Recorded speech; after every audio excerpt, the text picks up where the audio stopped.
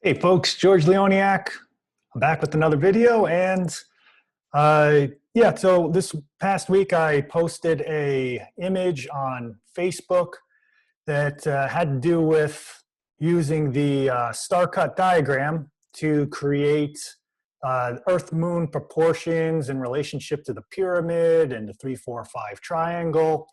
The image I posted, looked like this, and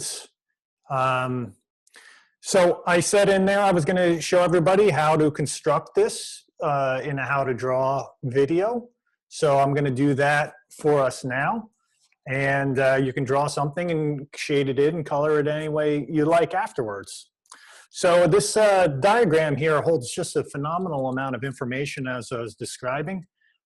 So before we jump into the slideshow, if you're new to these videos, normally I go through a presentation showing you the technique, but if you're going to follow along, you can pause as you go. A couple things you'll need if you're going to draw, a mechanical pencil helps the drawing, decent straight edge, and a compass.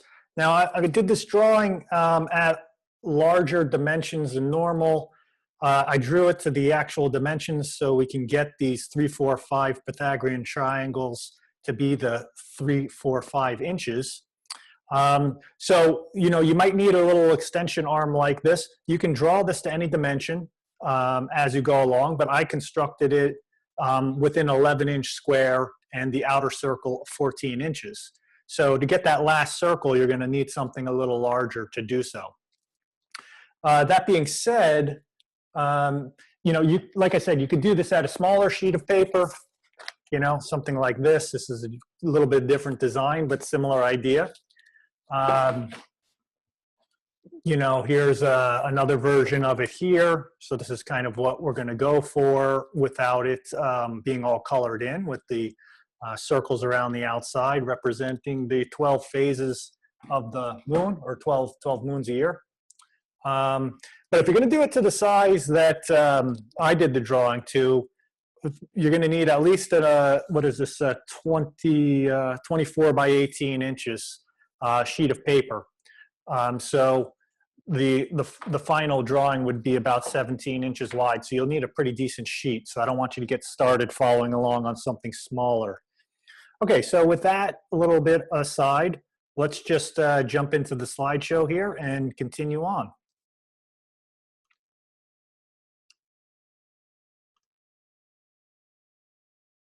Okay, one sec. Here we go. All righty. Okay, so I just want to go over just a few little things around what it is we're going to be drawing here and the significance of the proportions that are within this. So I mentioned star cut diagram. That might be something new to you. This is from a book, Patterns of Eternity by Malcolm Stewart. Unfortunately, I don't have it with me right here. Look it up. It's a great book, Patterns of Eternity. Unfortunately, it's out of print, so it is a hefty price. But if you can get it down the road, that's certainly a good addition to your sacred geometry collection of books. So yeah, he, this design I've been working with anyway, because this soul star shape is in the middle, and this is connected to the star cut diagram. In some of my other videos, I talk about this inner shape and talk about it as three-dimensional form, etc. But in there, he shows us, a simple method that will utilize the star cut diagram to draw the proportions of the inner circle here, which was in this 11-inch square. So it's got an 11-inch diameter. And on top of that will be another circle with a 3-inch diameter. And amazingly, that those proportions will be the size of the Earth, which has a rough estimate of a size of 7,920 miles diameter, compared to the moon, which has 2,160 miles diameter. So this diagram here, when we draw it, to any scale, but once we specifically use the 11 to 14 measurement here, that is going to give you these measurements that correspond to the Earth to Moon proportions, very, very accurate. So we can use the star cut diagram to mark the locations to draw the moon, and this is what I'll be showing you. And in addition, it also squares the circle. So if this is the 11-inch square, this is the 14-inch diameter circle that goes through the center point of the moon. Well, that is going to be pretty close to squaring the circle. If the square's perimeter is 44 inches all the way around, the circumference with regular pi is 43.98. And Jane Mathemagics, he uses another version of pi, which built off of the square root of phi. That comes up with 44.02. So that's the difference. So this is about 99.95% accurate for squaring the circle. I have another method for squaring the circle that, with a different way to draw this, that will make it right on accurate, but then, you lose a bit of the proportions between the Earth and the moon. So at least with this diagram and squaring the circle like this is what we're going to come up with for the accuracy level for squaring the circle. So it contains this Earth-Moon proportion, it contains the squaring the circle. In addition, it will create a 3, 4, 5 triangle right here along the edge of this square, which contains the moon-sized sphere in it. That will create the edge of 3. So if that's 3, you'll have an additional 8 to get the 11-inch side. So on either side of the 3, you have the 4, and whenever you have a 3 and a 4, Pythagorean's theorem, you have the 3, 4, 5 triangle. You get the hypotenuse being 5. It just happens to be 3,600 miles when we calculate all the other measurements corresponding to the Earth miles, Earth and Moon miles here that we're using. So, okay, we've got that. And then the other amazing thing is that it contains the pyramid of Giza, the pretty relative accurate dimensions of the pyramid of Giza. You get a lot of variety with different researchers looking at, is it built exactly on a phi ratio, which means that it would have a square root of 1.272. But if you take 14 and divide it by 11, just do it on your calculator, you're going to get very accurate measurement of 1.272727 until it continues on and on, until it ends with the 3 at some point. So, you're going to get a very close measurement between the two.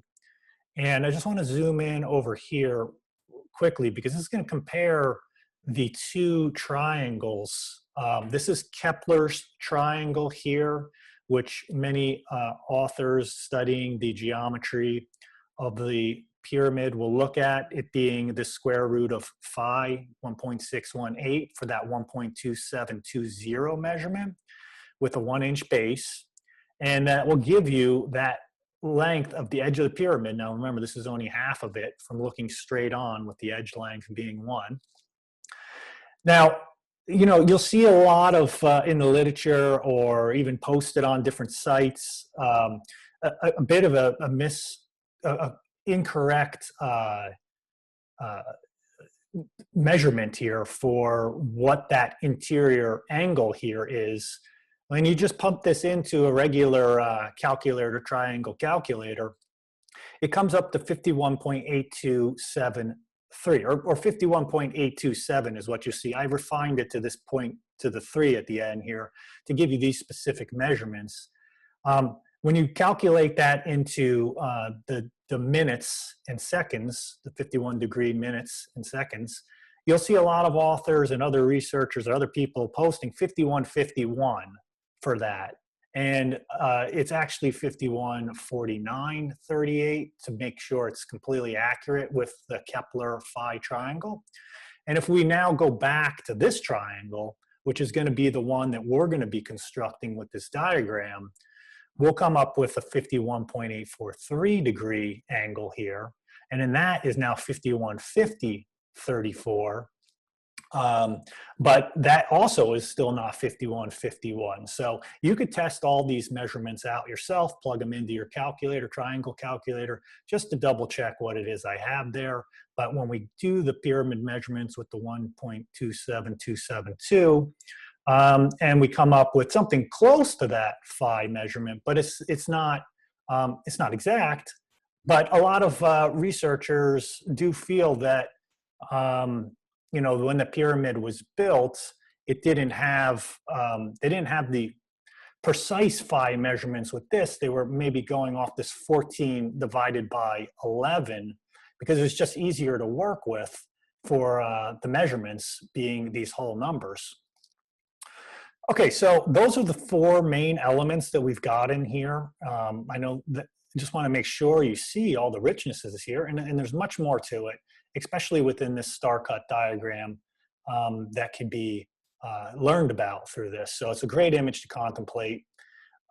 So those things are the Pythagorean 3, 4, 5 triangle, the Earth to Moon dimensions, the squaring the circle, and the pyramid, all contained within this diagram. So without further ado, let's jump into showing you how to construct this. Now, like I said, I'm going to be doing this to the measurements of an 11-inch square. So we're going to be starting off with half of that for this line segment that we're going to do. On your piece of paper, you can do it 1 inch, 2 inches, doesn't matter. If you want to have all those measurements to get the 14 by 11, follow this and have a large enough piece of paper and a good way to draw that circle at the end, the 14-inch circle, which you'll need a 7-inch radius. Most compasses only go up to about a 6-inch radius. So just double check those things. But anyway, here's the next step. So we have our line segment, 2 points on the line. Draw that in, and now from here we're going to draw in the 2.25 radius. So we want to have that. No, excuse me. We're still up to 5.5. Let me erase that. 5.5 radius. So we need to create the vesica Pisces shape here, so we can get the center point. So far we had the line. We'll create the 2 circles using the planting your compass at one end, setting it to the 5.5 measurement, and doing one circle, we'll do the other circle. That's going to give you these 2 points here, so you can draw that vertical line through, giving you the center point of the diagram. So now that we have our center point, we can now set our radius to the 2.25 inch. And that will be half the distance. And we're going to do one circle in the middle. And then we're going to go out to where that circle, the central circle, met the outer edges of the other horizontal and vertical line that we have here. So we're going to do the same size. You don't have to reset your compass. Another circle, another circle, another circle, another circle. And now that's going to give you those 4 circles. Pause the video, take a minute to do that. So from there, what we're going to do is use the furthest distal point. So your horizontal line before was this short line. So I want you to extend that line. You can extend it all the way to the full length here of the 2 outer circles. And now what we're going to do is we're going to do some half arcs of the 5.5, or a little more than a half arc of the 5.5 radius. So that's the original circle, this circle right here, the original one we did. We're going to go the length of the circles that we just did back towards the center, and you're going to do a half an arc of a circle. You could do these as full circles, but it's really not necessary because we're not going to need anything up beyond the edge there. So all we really need are these intersection points where those arcs come around and meet in the middle. So we're gonna have 1, 2, and we're gonna plant our compass here for this one, 3, plant our compass here for this one, and 4, all the way around. So that's gonna give us these corner points, which are needed to put in the square. So from that corner point, we're going to draw a line straight across and connect that 4 flowery petals all the way around from the half arcs. And then we can take the same size circle that we did, so you don't have to readjust your compass, and go to the center of the circle, and you can draw in the central circle. Now this is the Earth-sized circle. This is going to be the 11-inch, 5.5 radius, 11-inch diameter circle right in the center. And now you should have this smaller circle, the 5.5 one, inside the 11-inch, and all contained within the square. So those are the steps, and now we can start creating the star cut diagram, because we're going to need to do this to help find where the moon is on top of the Earth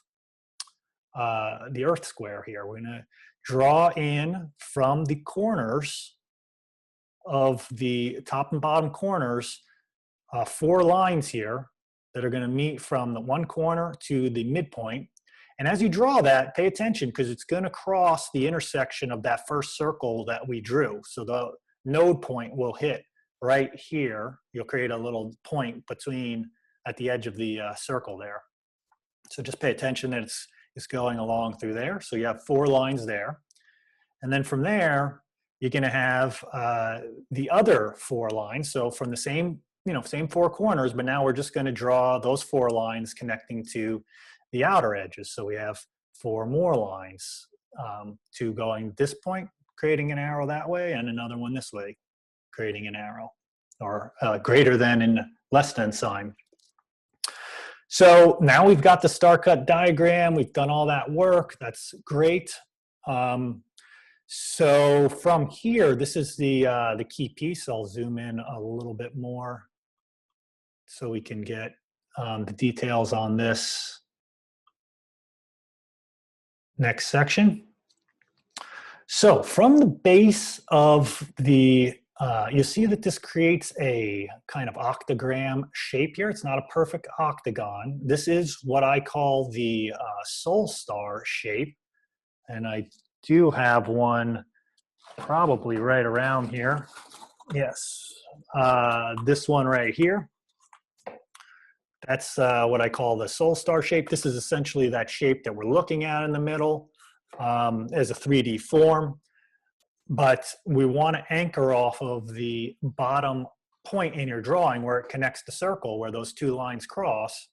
And you're going to then locate this section where 2 red lines cross, which is going to be outside of the central circle, and it's going to be right about here. The other thing, if you still have those arcs, which you should on your drawing pad, that is also going to meet. This is how you know you're on the right track, making sure you're getting that. This arc, this red line, and this red line is going to be the point where you can draw your line through until it meets the upper edge of the square, the large square, the 11-inch square.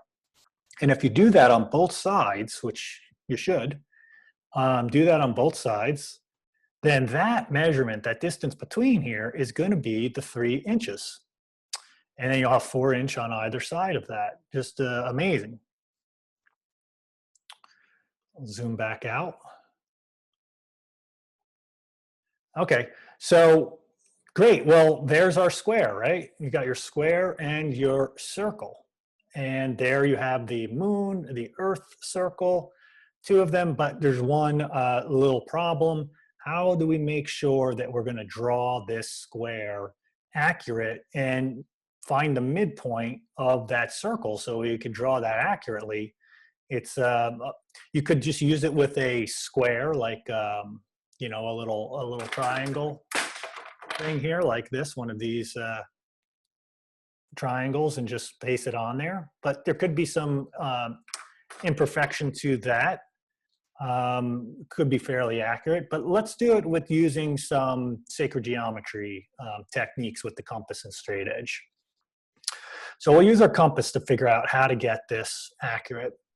And in order to do that, I've made the drawing a lot simpler, but also it's going to feel maybe a little more complex, but I'm going to show you in the midst of this how to draw a how to draw a square on a straight line. And so here's our square that we're shooting for. And we want to make sure that that square is going to go through these two arcs. So these two arcs, how you're going to go about doing this is step number one is go to the blue line that you created and set your compass to half the diameter of the final circle we want. So we want to set it to 1.5 inches. So we want to set that. Don't worry about the measurement. Just set your compass here and set your needle there and your pencil there to the central arc. So that on this drawing is 1.5 inches. So now we're going to draw this 3-inch circle. Let me make sure. Yep, that's the 3-inch circle. I'm going to draw that one right there, and that's going to connect over to our line on this far point. So from this point, what we're going to want to do is we're going to go over to the point that we just did. And you don't even have to complete this circle, but you're going to have to set it to 3 inches, and you're going to make that arc all the way up, and, to halfway or whatever. You could make the whole circle if you like.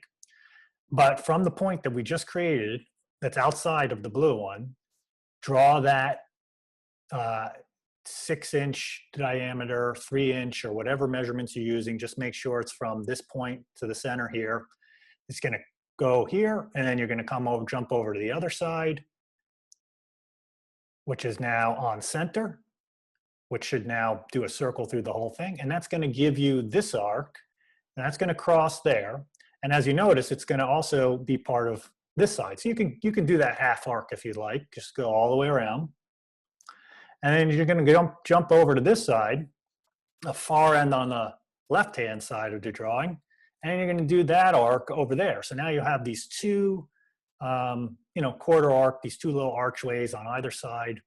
And from there, that now has given you the vertical lines that you'll need to draw in the outer edges of the square. But we still have one problem here. We don't have the top edge. So we drew straight lines. We drew the perpendicular lines with those little arcs from the blue.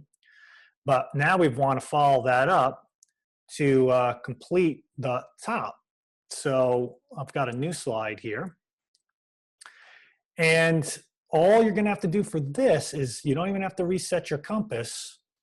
You can take half an arc from the central point of where the blue line comes up and sweep that all the way along on one edge.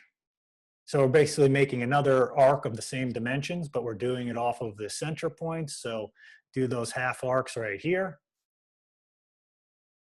And another one on this side, swing it all the way over. So that's there's no point out here, don't worry about that. So just basically set your compass to the diameter of 3 inches, having this in the center, and swing it all the way back. So now you have those points established. So now when we draw our vertical lines in there that go through these center points, we're going to be able to know where to stop them at.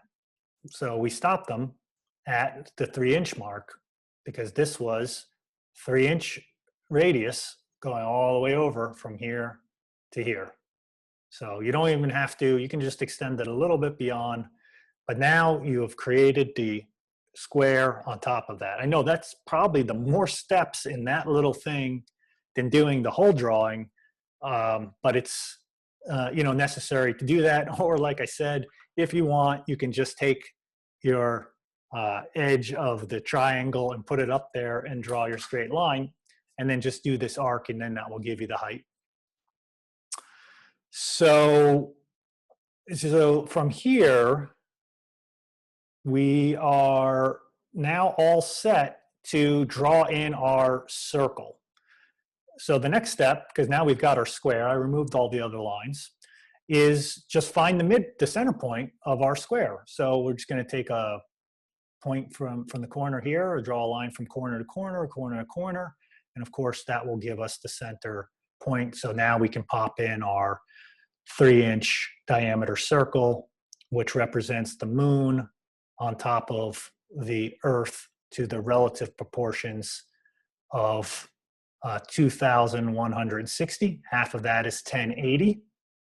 And the relative proportions to the moon, to the Earth, 7,920 to 3,960 for half the diameter of that. When you add these together, you get 5,040.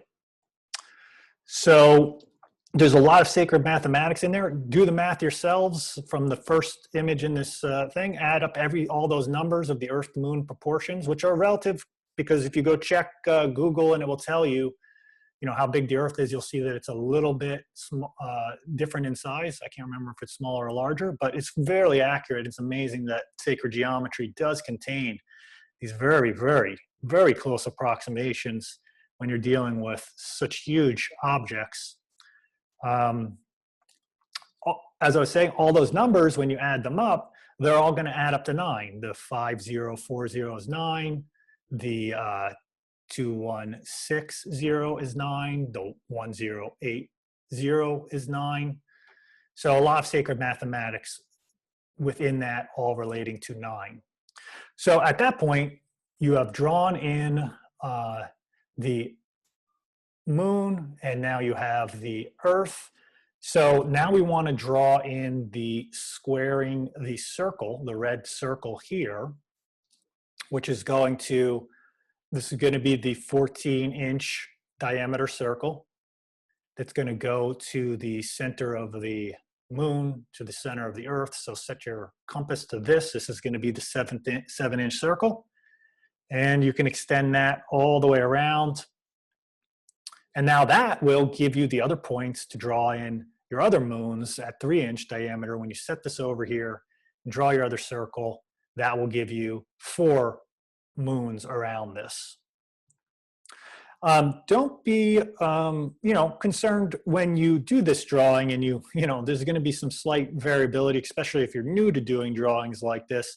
It's going to be like, well, that's pretty close. It's not working out exactly like he's showing me here. But with time and doing many of these drawings over and over, your accuracy becomes much greater.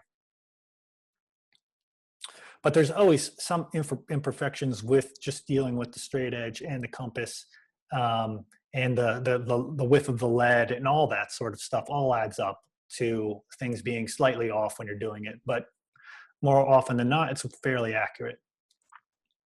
All right, so now we can draw in our pyramid. So this pyramid is going to have a height of 7 and a base of 14. And so if you took 7 and divided that by the 5.5, then you'll come up with the 1.27272727 measurement. And this is the Kepler and the other pyramid edge that we're looking at here.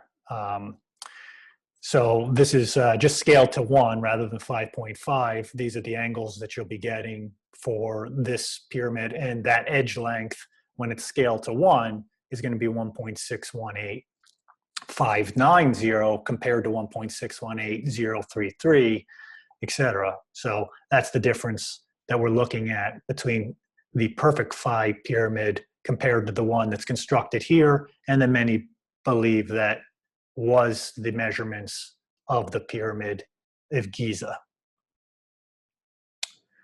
So we have a few other things here.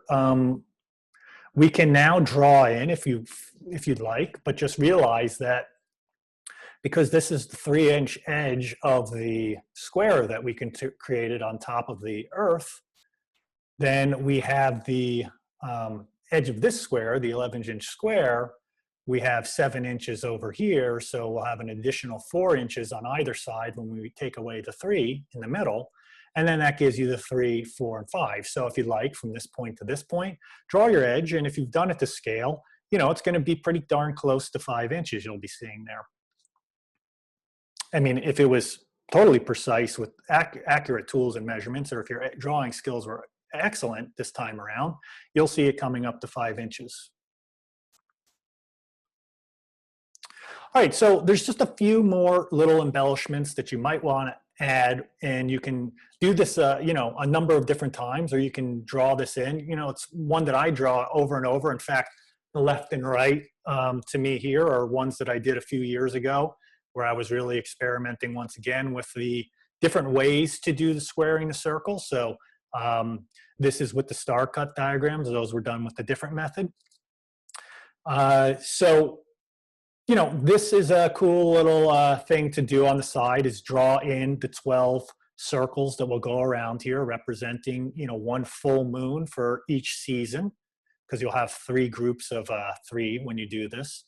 And then you put one in the center because there are 13 full moons a year, and you can include that if you like. And then from here, what you'll do is with your 3-inch diameter, the 1.5 inch radius, the 3-inch diameter circle, you'll set your needle right here to the intersection of the square where it meets the big 14-inch diameter red circle here. Set the needle there and do a little tick mark, you know, a little hash mark here along the red circle, and then go set your needle to that, because then when you do this circle, it will go back and intersect this point right here. And then that will give you the correct spacing where that location is going to touch the edge of the earth. And you'll go back and around and you'll do that at this location and all those locations. So just find the points where the earth square touches the larger 14-inch circle, red circle here. And then you'll produce the 12 spheres around here, 12 circles around, and then one, of course, in the center if you'd like to do that. Now that's giving you all the measurements to, you know, be creative with a lot of different design elements. This is just one example here digitally of things you can do. So I just, you know, did all the circles around, did the squares all around. I did the pyramids in, you know, 4 directions here, the star cut diagrams in here, and you'll notice that other spheres, moon-sized spheres, will also fit in here, creating this interesting layout in here with this little small circle in the middle. So, you know, it's a sandbox. You know, the star cut diagram is called also the sand reckoners diagram. So, you know, it's a sandbox of ways to explore the sacred geometry and have fun with it. And then, you know, you can do something like this where you draw it, you know, color in different phases of it, different places of it. But this one here is done specifically to those dimensions. This is the 11-incher by the 14-inch circle.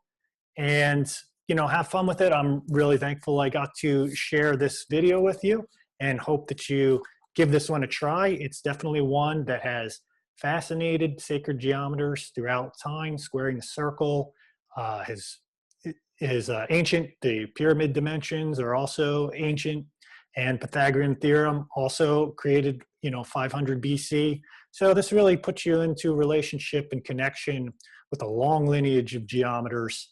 And so, yeah, bust out that compass and straight edge and sharpen those pencils, and join the club. All right, till next time, have a great day, and much love.